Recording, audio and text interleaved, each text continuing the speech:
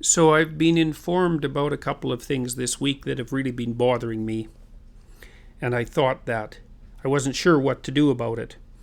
I've been communicating with some of my friends and colleagues about it, but that wasn't enough. So I thought I'd try to write my thoughts down and then talk about them a little bit and see where I got with that.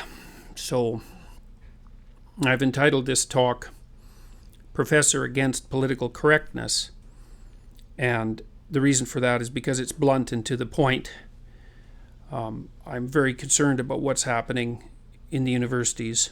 It's not so bad in Canada. I've been fortunate, very fortunate at the University of Toronto, but there are continually things happening, including in the administration here and in the broader political world, that make me very nervous. I like to attribute that to the fact that I know something about the way that totalitarian and authoritarian political states develop, and I can't help but think that I'm seeing a fair bit of that right now.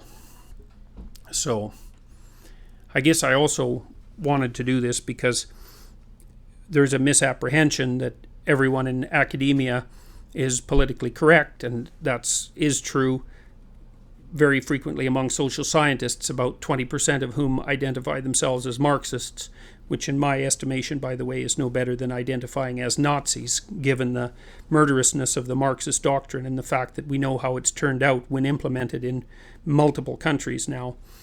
But I'm not politically correct, and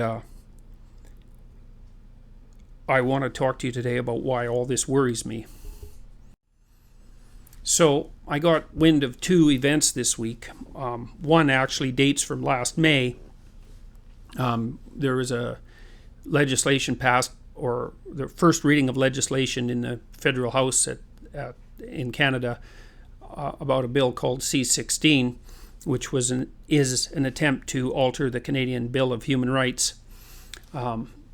It's tangled up with another organization that operates at a provincial level in Canada, in Ontario, which is the province I reside in, called the Ontario Human Rights Commission.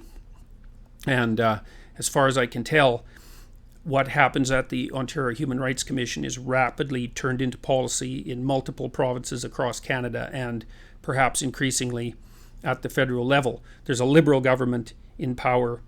That's the name of the political party in Ontario, and now there's a Liberal government federally, and there's obviously a fair bit of cross-influence, for better or for worse. Also this week I got wind of a University of Toronto human resources initiative that also upset me, I guess we could say, quite profoundly. And so I thought I'd talk about all of those and try to see if I could make some sense out of them.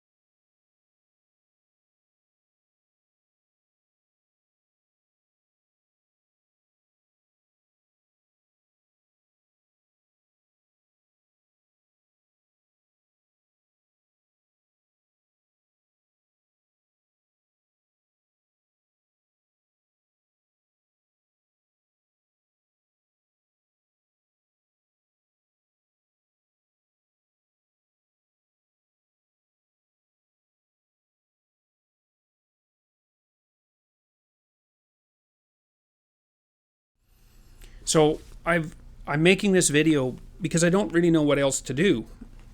I've talked to some colleagues, and I've talked to some colleagues some people inside the university and outside the university that I know, and they're upset and worried about this, but unclear about what to do. And all of this scares me, I guess, and here's why.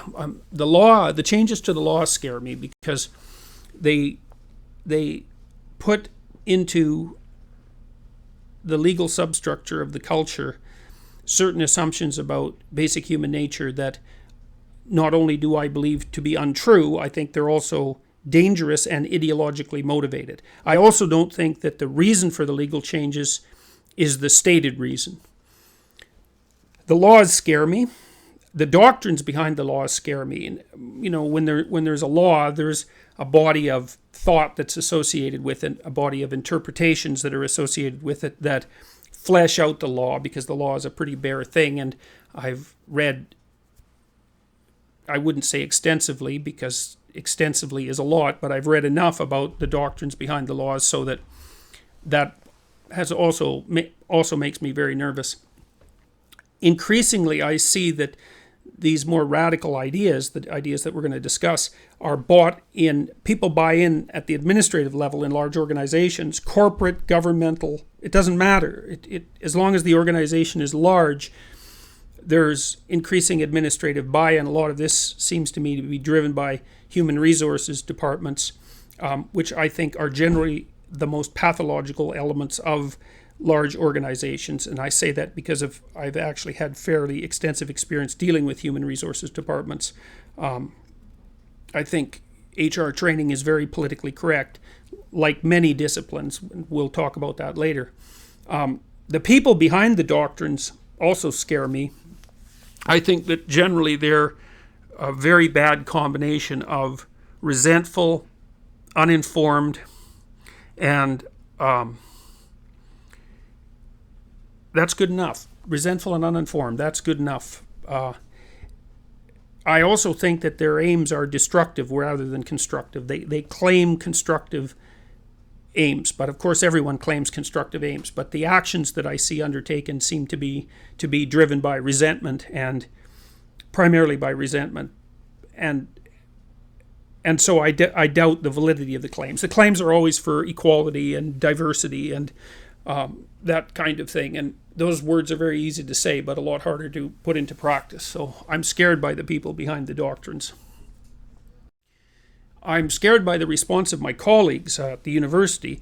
A number of them are unnerved by the continual move towards political correctness, and I'm going to tell you a couple of responses that I've got recently from people that I think are quite brave, by the way, but worried about making a statement, putting their careers on their line, worried about being tortured to death by people online, worried about administrative over-response or even administrative response, worried, well, here's why. The things that I'm seeing at work will have to be discussed in a phone conversation. This is a professor, an American professor.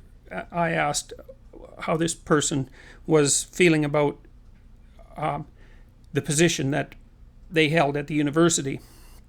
The person said, the thing that I'm seeing at work will have to be discussed in a phone conversation. It's hard for me personally to explain it in an email.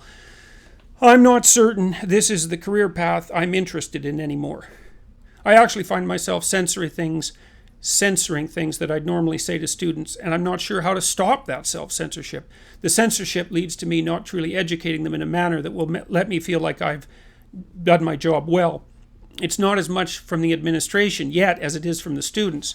See, I don't see that so much at the University of Toronto. The students here are so terrified of the job market and generally speaking so diligent and conscientious that they are not particularly sidetracked by political correctness. So, but that's obviously not my colleague's experience in the US. This is in California.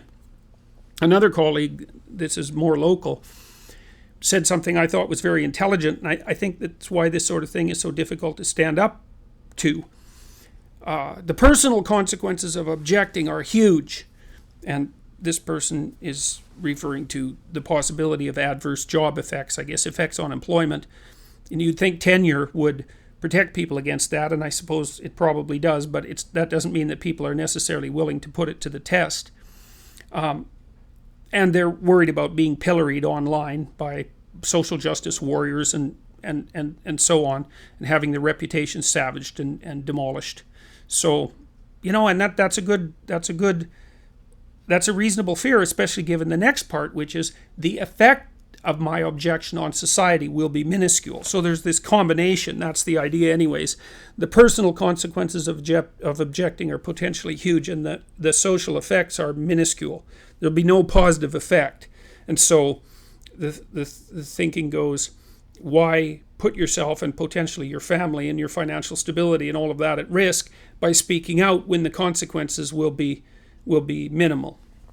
And, I've talked to other people outside of academia, writers, for example, who've had friends who've made a comment online, which they thought was rather innocuous, that's quoted over and over again, and sometimes in major newspapers as, emblematic of their particular stance, and that shows them in a very harsh light. So, anyways, this particular colleague concluded by saying we should have acted 10 years ago. Well, I feel for both of these colleagues, I think they're both excellent educators, by the way, and they're also, I would say, classically liberal people. They're not.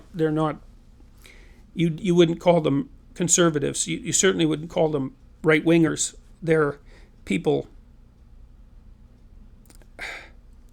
Their concerns aren't driven by their political ideologies. It's as simple as that.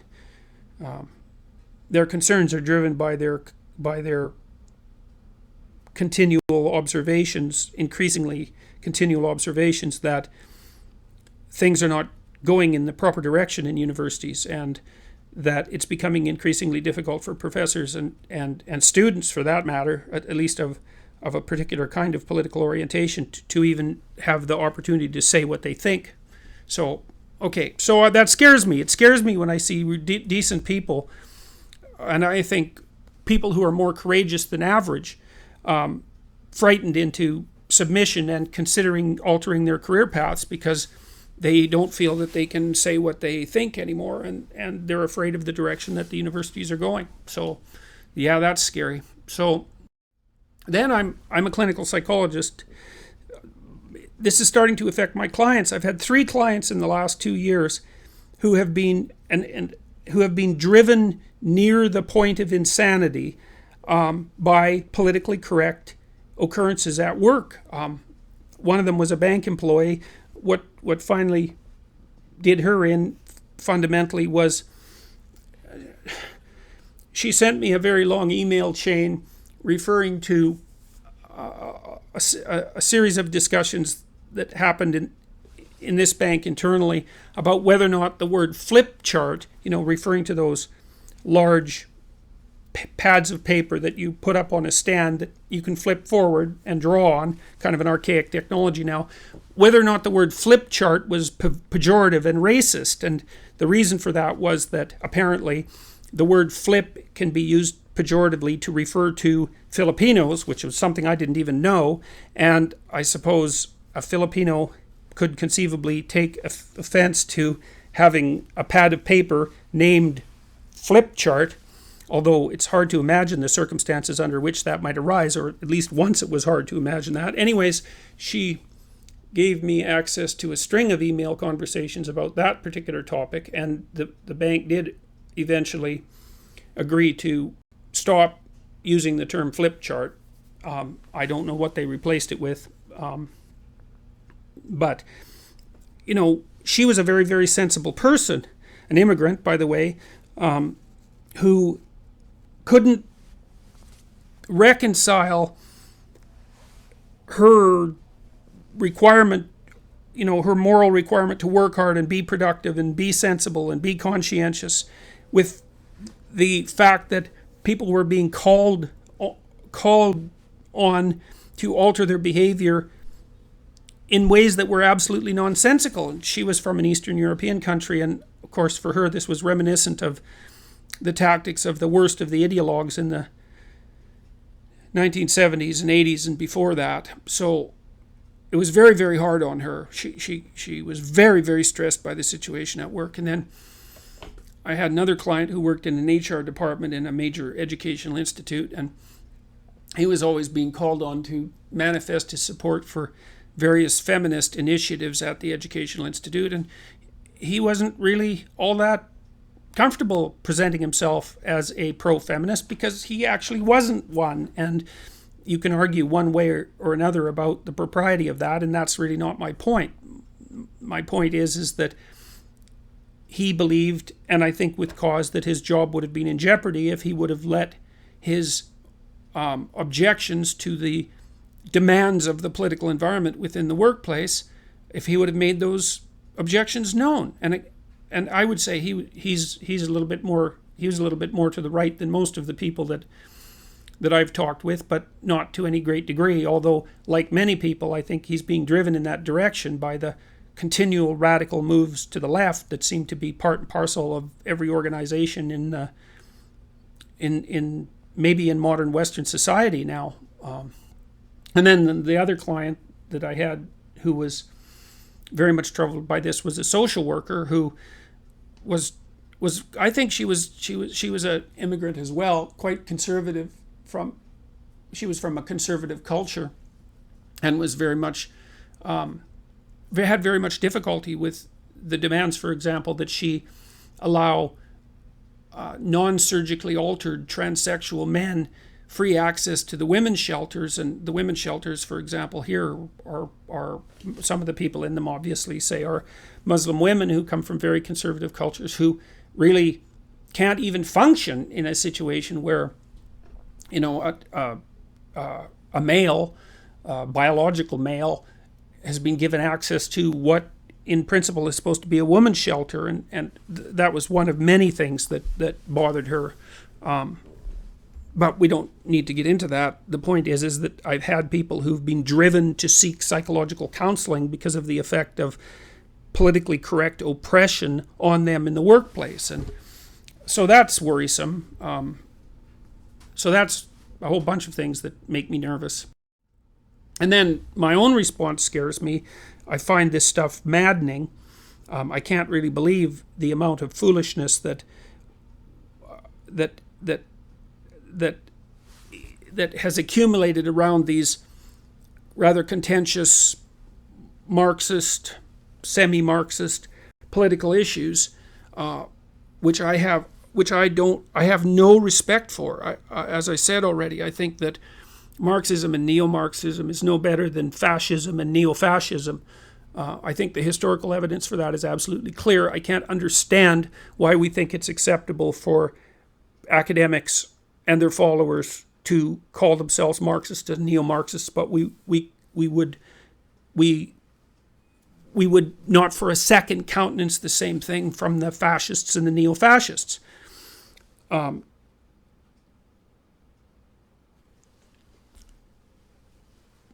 Anyways, the upshot of it is that I'm nervous about doing this lecture, and I've also become nervous about some of the things that I'm teaching, which I think, and I'm going to discuss this a little bit further on in this discussion.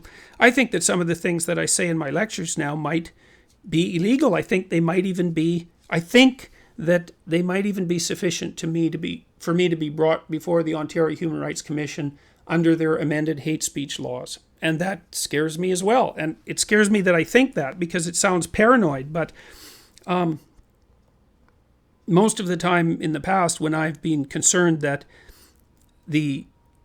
something is going to happen at an administrative or bureaucratic level at the university, that it's frequently the case that when I'm worried about something happening, that it does actually happen, and that it's not so much worry as an ability to see high probability outcomes down into the future. So, and you know, even if the things that I'm saying haven't been made illegal, or, you know, heaven forbid, transformed suddenly into hate speech, I am nervous that they might be, and even that's making it more difficult for me to teach, because in order for me to teach, I have to say what I think is true, and I can't do that if I'm afraid. If I have to be afraid of the consequences, I'll stop talking. You know, if you can say one thing or the other, and there's a lot of pressure not to say the first thing, and you could just as easily say the second thing, it's just as easy to say the second thing. Why not just not bother with it? You know, well, the reason I can't do that is because if I have something to say and I don't say it, then it drives me crazy. And that's not something I'm willing to, I'm not willing to go down that path. And I've already decided that I'm going to try to tell people what I think, and to tell them what I think to be the truth, even though it's the truth that I think that. I'm not saying that what I think is true.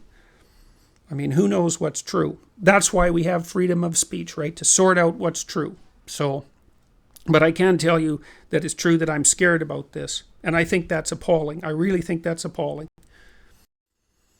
All right, so this is Bill C-16, and somebody sent this to me this week and pointing out what was happening with regards to this fundamental Canadian human rights legislation. And I'm going to do a bad job of this because it takes more time than I have to do this properly. So all I can do is tell you my initial thoughts and try to justify them as best I can.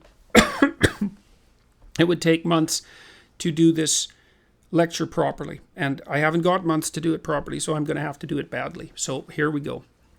So Bill C-16 is an act to amend the Canadian Human Rights Act and the Criminal Code. So this is a major amendment because the Human Rights Act and the Criminal Code are major pieces of legislation. They affect everyone, and the consequences for contravening them are severe as severe consequences can be, short of, of illness and death. So they're non-trivial pieces of legislation. Now, if you guys aren't in Canada, you might wonder why you should care about this, but what's happening in Canada is happening throughout the West. So I'm going to concentrate on the local occurrences, but you can be sure they're emblematic of similar things happening in your jurisdictions. So, because this is certainly not only a Canadian problem, and in fact, I would say to some fairly large degree, Canada has been reasonably free of this, especially at the university level, and it's almost as if we're importing it unnecessarily. But okay, this enactment amends the Canadian Human Rights Act to add gender identity and gender expression to the list of prohibited grounds of discrimination. Now, this amendment has only gone through first reading. This was back in May, but similar legislation has already been passed in a number of provinces. Those are the smaller, they're like states. They're the smaller subdivisions of the Canadian political system. So this hasn't been made into law federally, but it's likely going to, and it already has at the provincial level, as I said. So this enactment also amends the Criminal Code to extend the protection against hate propaganda set out in that act to any section of the public that is distinguished by gender identity or expression, and to clearly set out that evidence that an offense was motivated by bias, prejudice, or hate based on gender identity or expression constitutes an aggravating circumstance that a court must take into consideration when it imposes a sentence. Okay, so that's basically a hate crime modification. So if you commit a crime, well, that's one thing. But if you commit a crime and it's motivated by bias, prejudice, or hate based on age, sex, race, ethnic identity, and and other things, including now gender identity or expression, then that makes the crime worse. It falls into the category of hate crime. And so that's what this modification is intended to produce or to bring about. So any crime that is associated with bias, prejudice, or hate based on gender identity or expression is now an aggravating circumstance. Okay, so it's a hate crime. Now, I have some real problems with hate speech legislation, and the reason I have problems with it is that it's not obvious when speech is motivated by hate. Angry speech can feel like it's motivated by hate. But angry speech is the only kind of speech, in some sense, that is indicative of real disagreement. I mean, I'm not saying that all disagreement should be angry. I'm just saying that if there is real disagreement, anger is often the evidence for the existence of real disagreement. And if there's real disagreement, angry people have to talk it out. Because if they don't, then a bunch of terrible things happen. First of all, you start losing track of who the angry people are. Second, they don't get to say what's on their mind and even listen to themselves. They don't get to have other people tell them that they're wrong. They don't get to modify their viewpoints. Because talking is thinking, and if you stop people from talking, then you stop them from thinking, and that's a really bad thing. And then if you interpret hate speech too broadly, then you drive the so-called haters underground, and then you don't know what they're up to. And when people go underground, that isn't good. That's really not good. You get the rise of all sorts of underground political movements when people aren't able to express what they think, even though it's unpleasant. So if you want to know where the haters are, then you have to let them talk. And we even tell 2-year-olds who are angry, we say, well, use your words. And the reason we tell 2-year-olds that is because the alternative to using your words is using your fists. And so if we don't let angry people talk, then they only have two alternatives. Well, apart from changing their mind, and they're not going to change their mind just if you just shut someone up. That doesn't change their mind, because partly the way you change your mind is by talking and thinking and communicating with other people. And if you shut that avenue off for people, then they can't change their minds. Well, then they pull it in and get resentful. That's one option. They don't take any action, or they get aggressive and violent, or they start agitating for violence. And so, I can't help but think that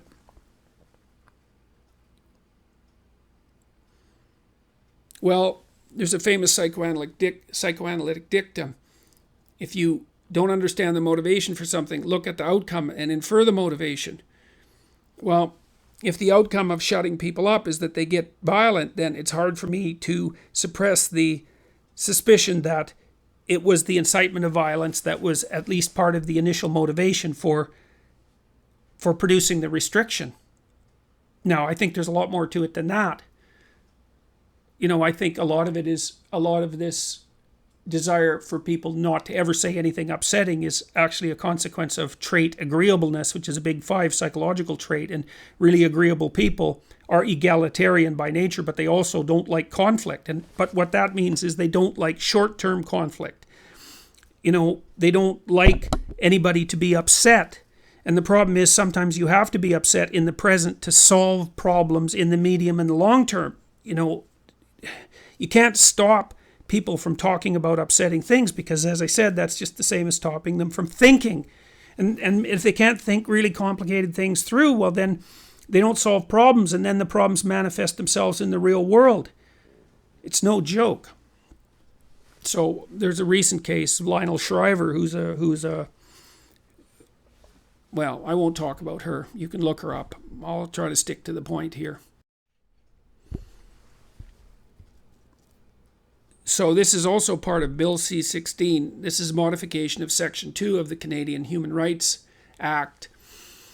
Purpose. The purpose of this act is to extend the laws in Canada to give effect, within the purview of matters coming within the legislative authority of Parliament, that's Canada's highest governing body, the principle that all individuals should have an opportunity equal with other individuals to make for themselves the lives that they are able and wish to have, and to have their needs accommodated, consistent with their duties and obligations as members of society, without being hindered in or prevented from doing so by discriminatory practices based on race, national or ethnic origin, color, religion, age, sex, sexual orientation, and now, hypothetically, gender identity or expression, marital status, family status, disability, or conviction for an offense for which a pardon has been granted, or in respect of which a record suspension has been ordered.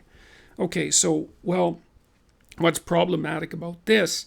Well, I've outlined some of it in yellow. I don't really like the idea of wish to have, the lives that they're able and wish to have, and then to have their needs accommodated. Well, it's messy terminology. It's not easy to delineate needs. There's an infinite number of them. It's very, very difficult to determine whose needs should take priority. In fact, that's why we have a free market society. We have a free market society so that people's needs can be voted on, in some sense, by the purchasing power of free individuals, so that nobody, no central committee, no governing body has to decide whose needs should be accommodated. It's an infinitely complex problem, and it can't be solved by fiat. It's not possible. And this was happened in places like this was attempted in places like the Soviet Union, where need decisions were constantly made by centralized committees, and the consequence was absolutely catastrophic. Not only was it economically suicidal, it was also murderous. So the whole idea of having needs accommodated is a very, very slippery idea, and it sounds good, but it's very, very dangerous.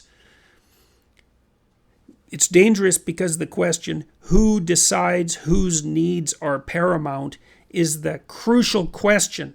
And how that's answered is the crucial issue. And that can go seriously wrong.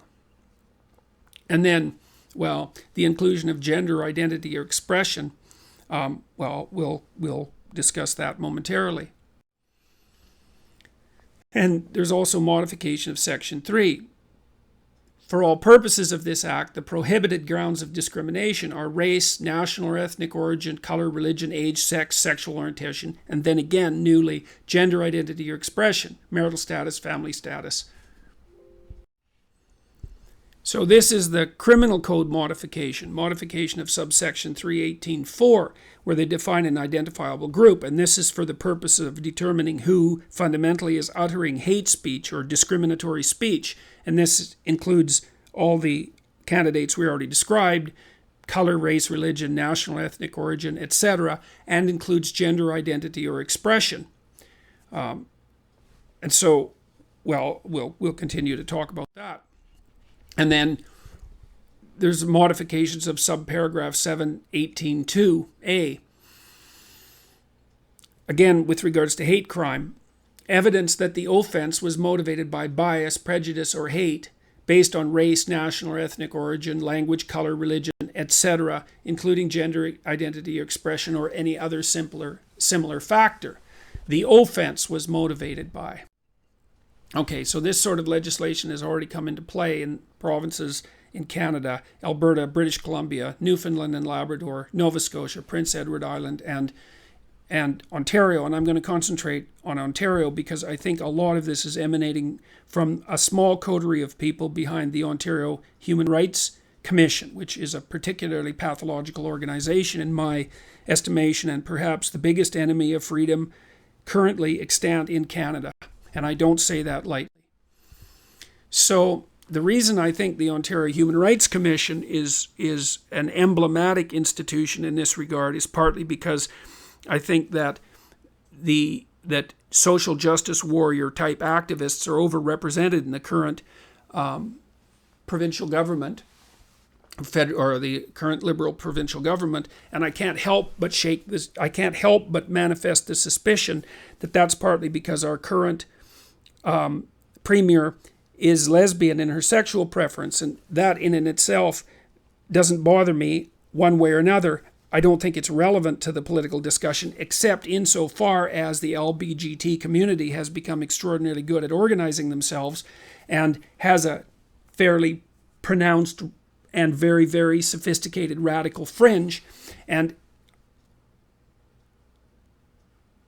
I can't help but see the hand of that in what I'm going to read to you, and you can make up your own mind and see if you think the same thing. So the wording on the Ontario Human Rights Commission with regards to legislation like Bill C-16 is the same. It's identical to that on the Canadian Department of Justice. I've given you the links here.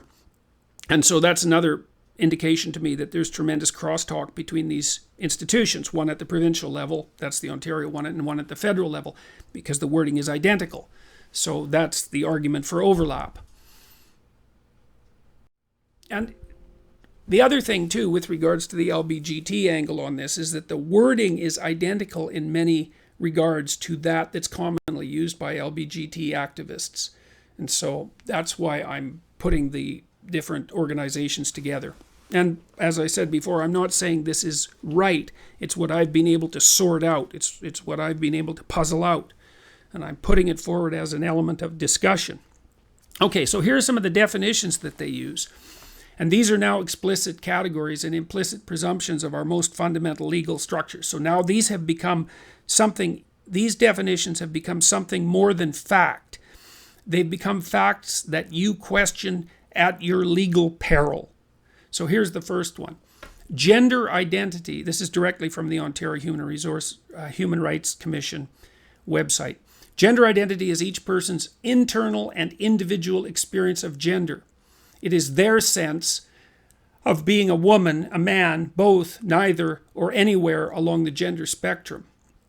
Now, I'd also like to point out that this is a petty thing to say, I suppose, but one of the things that struck me about the Ontario Human Rights Commission website is that it's very poorly written. And this particular sentence is very poorly written.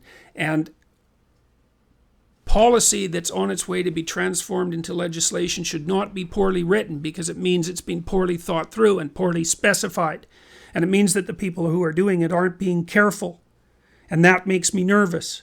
And so then there's things in here that I don't believe to be true. Gender identity is each person's sense of being a woman, a man, both, neither, or anywhere along the gender spectrum.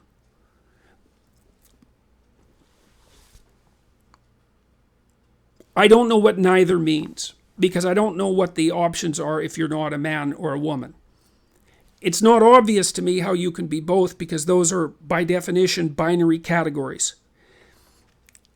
There's an idea that there's a gender spectrum, but I don't think that that's a valid idea. I don't think there's any evidence for it. Biological sexuality is ancient. It's hundreds of millions of years old. And it's binary because there's two forms of biological sex. Now, of course, this is predicated on the idea that your gender is somehow independent from your biological sex, but that's a proposition, not a fact. And even if it's true, even if it in some manner was determined to be true, it is certainly not determined to be true to that degree now, and certainly not to the degree that it should be instantiated in law. At most, it's an opinion. And I think it's an ill-informed opinion. I think it's a politically motivated and ill-informed opinion.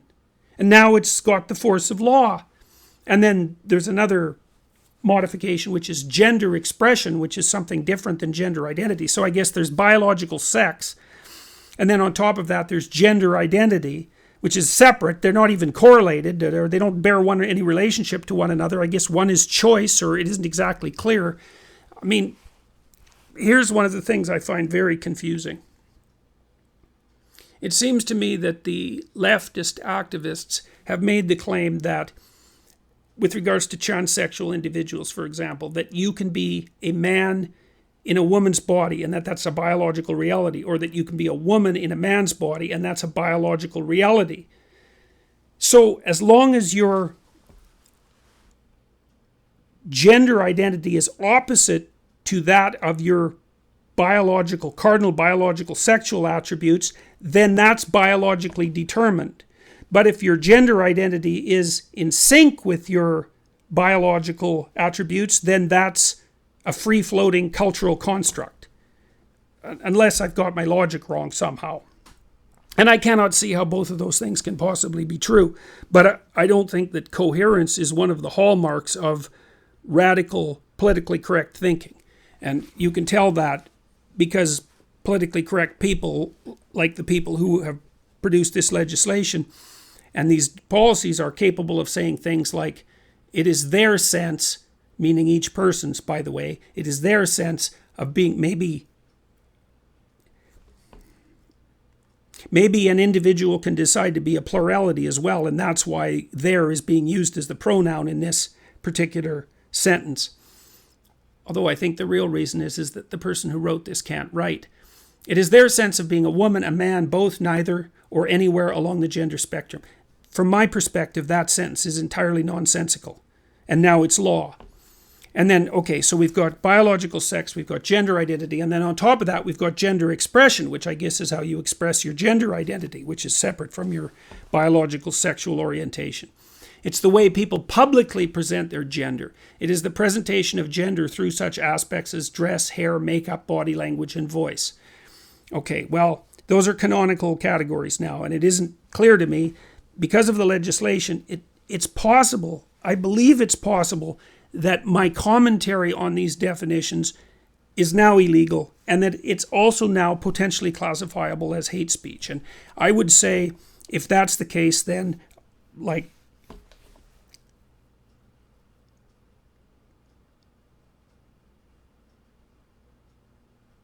well, it's the sort of thing I'm going to question, and if someone should be put in jail for questioning that, then I guess I should be put in jail, because I'm going to continue to question it. I think it's nonsensical. I think the formulation is absurd. I think it has no scientific standing. I think it's ideologically motivated. I think it's divisive. I think it's dangerous. It causes chaos. It confuses people. There's no upside to it. And for every one person that this potential transformation of legislation is going to free from oppression, it's going to deathly confuse 100 more. And I say that as a clinician with some experience in this matter. More definitions. The code does not define the grounds of gender identity, gender expression, or sex. Instead, the understanding of these and other related terms and the implications for the code, that's the Ontario Human Rights Code, and Ontario Human Rights Commission policies, is evolving from tribunal and court decisions, social science research, as well as self-identity and common everyday use. More definitions. Sex is the anatomical classification of people as male, female, or intersex, usually assigned at birth. I should also point out that the class of intersex is so rare to be virtually non-existent, and it isn't reasonable to make standard policy on the basis of extreme exceptions. And the reason for that is that there are myriads, millions of extreme exceptions, and it's not possible to constitute a collective society on the basis of legislation that's designed for exceptions. It can't be done by definition. The law is fundamentally there to produce a collective agreement. Okay, back, definitions. Once again, gender identity is each person's internal and individual experience of gender. We've already said that. A person's gender identity may be the same as or different from their birth assigned sex. Well, that's the theory. Gender expression is how a person publicly expresses or presents their gender. Well, we've covered that. There's another addition here. A person's chosen name and pronoun are also common ways of expressing gender. Others perceive a person's gender through those attributes. Well, this is also Ontario Human Rights Commission policy. Okay, so this is the scenario I've been running through my head. I can envision a student or a colleague insisting that I call them using gender-neutral pronouns, she, Z-H-E, or Z-H-E for you Americans, je or je, I think it is. I'm not doing that.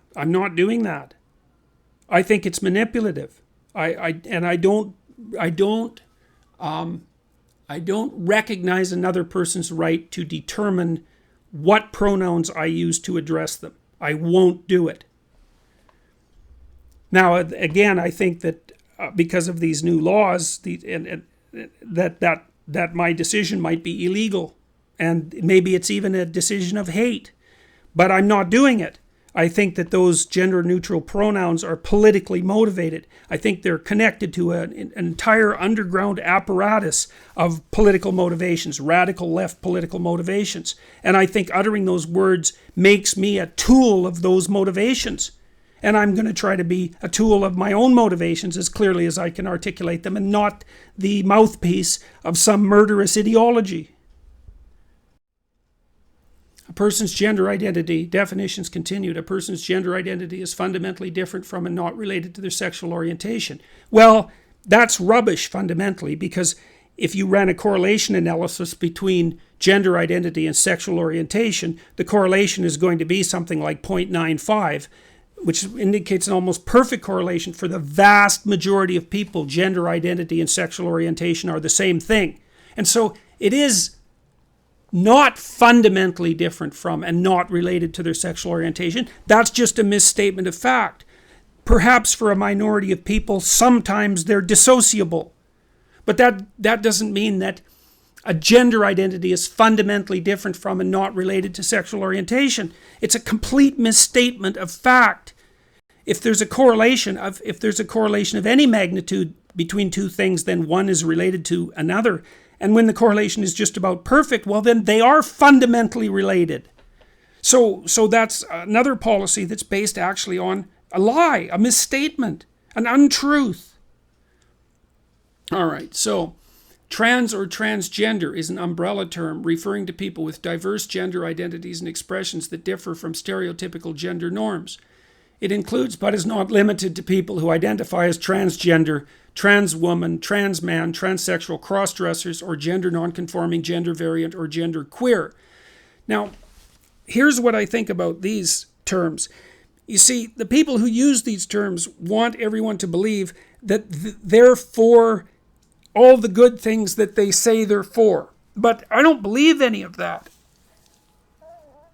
I don't think that they're for good things at all. I think that they use the pretense that they're for good things, that they stand for good things, to continue their nefarious activity. And one of the most nefarious elements of their activity is the use of these ideological clubs, and the club basically is, here's the club. I mean the kind of club that you hit people with. If there's a difference in outcome, then it's a consequence of racism and bias. And then if I point out the difference, then I'm a good person.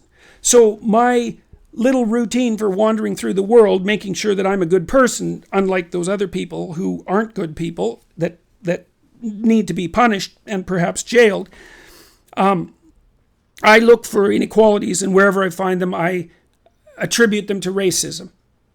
And so that means I can spend my whole life doing nothing but being on the side of good by ferreting out all the evil that resides in other people and not in me. I don't trust people like that. I think that the continual generation of these terms is a consequence of the desire to make that game continue for as long as possible, regardless of the consequences, so that the people who hold those opinions can always be morally correct and have a whole set of enemies to go after. And that's why the terms keep multiplying, because every time society moves to become more tolerant, more liberal, well, then that interferes with the game, because the game is, well, we have to find racist and horrible people, and so the solution to that is, well, let's just continue to generate categories, more and more categories, to demonstrate how unequal people are. Well, because the categories are infinitely divisible, and we'll get to that later, it's a game that never runs out. And if you're a professional, if you're someone whose profession is to be politically correct or to be a social justice warrior, and that might be an academic, especially a Marxist one, and in all sorts of sub-disciplines, we'll also get to that later, like sociology and social work and many of the social sciences, apart from those two, and educational psychology, that's another major offender, and social psychology, another major offender, then you're publicly subsidized for your damn viewpoints. And if you can continue to make the case that the world is full of racists and people possessed by ethnic hatred, persecuting the poor minorities, then your shtick lasts forever, and you can fully justify your subsidized position, as well as being on the side of right and morality and making the world a better place. What a good deal for everyone who's politically correct. Definition of discrimination and harassment. Now, these are truly terrifying. Discrimination happens when a person experiences negative treatment or impact, intentional or not, because of their gender identity or gender expression. Okay, and that could be age, sex, race, etc. Okay, think about that sentence. Discrimination happens when a person experiences negative treatment or impact. Okay, so let's say negative impact. Well, so what that means is that if I say something that makes you feel negative emotion, or maybe even interferes with your happiness, because those are actually separate things, then you've experienced negative impact. Okay, now, that's bad enough, because it means that you get to decide when what I've said is not appropriate. But the worst part of it, and that's not so good, because you could misunderstand me, or maybe what I'm saying is right and you just don't like it, or, there's a whole variety of reasons you might get upset about what I say. So the fact that you get upset about something, that's negative impact, but that doesn't necessarily mean that something bad has happened. It might even mean that something's good has happened. I don't think I've ever learned anything in my entire life that wasn't preceded by some kind of negative impact. We always learn things the hard way. But the worst part of it is the next phrase. Discrimination happens when a person experiences negative treatment or impact, intentional or not. Okay, so here, think about this. When you have little children, and maybe one runs into the other and knocks even your child down, you set your child up, and the first thing you say is, well, Bobby didn't mean it. And the reason you say that is because we've learned, and this is painful, this is a painful thing that human beings have learned, it's at the base of our modern legal systems, that intent matters. It isn't consequences that you judge, it's intent. If I accidentally run into you, that's way different than if I run into you on purpose. You know, if I kill you accidentally, that's manslaughter at its worst. If I kill you with intent, that's the worst form of homicide. We judge people on intent, not on consequences. And so this policy is designed to reverse that. It's now possible that you can discriminate against someone and violate the law. And I think maybe even be persecuted for hate crimes, because this is written in such a messy manner, by doing something accidental, intentional or not. Well, who's going to judge that? Well, you can imagine who's going to judge that. The kind of people who would dare to judge that. Harassment. Harassment is a form of discrimination. It can include sexually explicit or other inappropriate comments, not defined, questions, jokes, name-calling, images, email and social media. It doesn't say what email and social media content, just email and social media, which is another indication of the appalling level of literacy behind these statements. Transphobic, homophobic, or other bullying, sexual advances, touching and other unwelcome and ongoing behavior that insults, demeans, harms, or threatens a person in some way. All right, so the first thing you might note is that this has been written to cover the broadest possible range of possibilities. That's the exact opposite of what good legislation does. So if you combine these, discrimination and harassment, the policies basically allow for people to, like, if I unintentionally negatively impact you with a joke, then I'm harassing you, and that's well on its way to being, well, it's a violation of the Ontario Human Rights Code. It's an offence according to the Ontario Human Rights Commission, and it's on the way to being a hate crime as far as I can tell with the modifications of federal legislation. So, and then to cap it all off, they throw this in at the end of the sentence. Other unwelcome and ongoing behavior that insults, demeans, harms, or threatens a person in some way. Okay, so that's all pretty scary, but then there's more, of course. And so this is the Ontario Human Rights Commission developing policies on organizational liability. So listen to this. Organizations are liable for any discrimination and harassment that happens. They are also liable for not accommodating a trans person's needs unless it would cause undue hardship. Well, the whole issue of undue hardship is a tricky one, because I'm not exactly sure who adjudicates that. I mean, you know, we'll get to that later. They must deal with complaints, take steps to prevent problems, and provide a safe, welcoming environment for trans people. Okay, and you know, old people and ethnically diverse people, and you know, differently gendered people, and all of that. So, fine. Organizations are liable for any discrimination and harassment that happens. Okay, well, that puts a hell of an onus on the organization, because it isn't exactly clear to me how organizations are going to monitor all of their people all of the time in the organizations. What if they're using social media outside the organization? So organizations are now liable for all of this. So how are you going to police all that? Okay, next. More on liability. From the Ontario Human Rights Code. Under Section 46.3 of the Code, a corporation, trade union, or occupational association, unincorporated association, or employees organization, now listen to this, will be held responsible for discrimination, including acts or omissions committed by employees or agents in the course of their employment. This is known as vicarious liability. Okay. Responsible parties violate the code. Now this is where it gets horrible, I think. Where they directly or indirectly, intentionally or unintentionally infringe the code, or whether they otherwise authorize, condone, or adopt behavior that is contrary to the code. It is unacceptable to choose to remain unaware, ignore, or fail to address potential or actual human rights violations, whether or not a complaint is made. God, you couldn't possibly design a broader definition of liability. Potential or actual human rights violations, whether or not a complaint is made. Okay, so does that means that you have vicarious liability if you fail to address a potential human rights violation, whether or not a complaint is made. The only thing I can say about legislation that's written in this manner is that it seems to me to be consciously designed to get as many people in trouble as possible. That's it. It's designed to get as many people as possible in trouble at the same time. So that brings us to the end of part 1 of this talk on political correctness.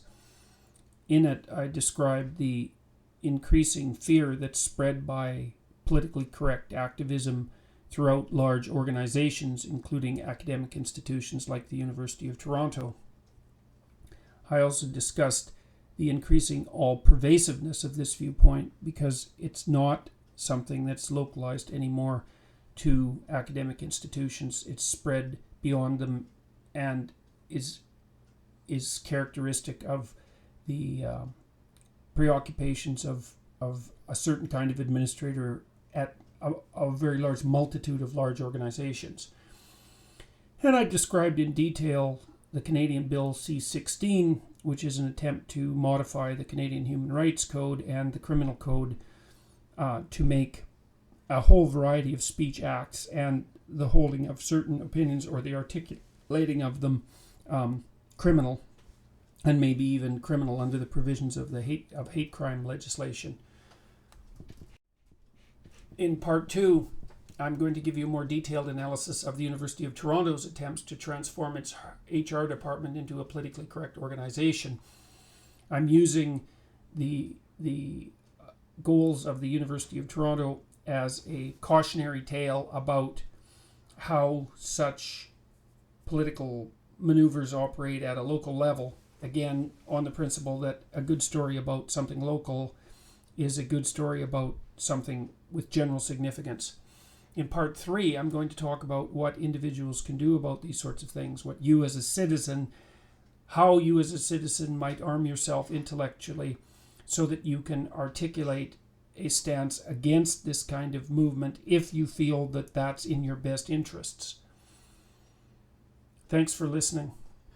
If you want to support endeavors such as these, please visit my Patreon site, which allows you to do so. It's a monthly subscription site that helps me develop these videos and continue my work on them.